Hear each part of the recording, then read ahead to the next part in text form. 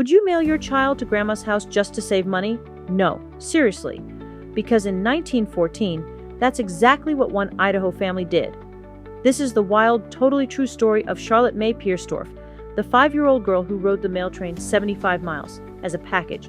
It was a snowy day in Grangeville, Idaho, and little May wanted to visit her grandma in Lewiston. But train tickets were expensive, a whole day's wages.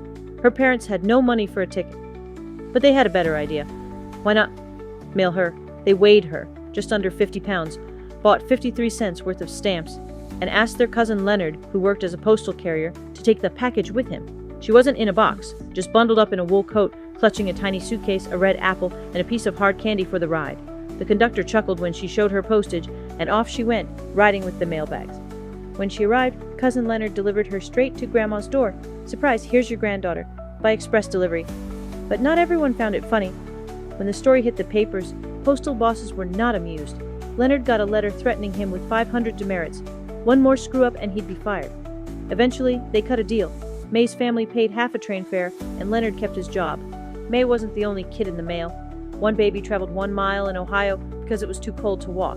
Another girl made a 730-mile journey by mail across the country. May's story became a children's book, Mailing May, and she remains the most famous mail child in history.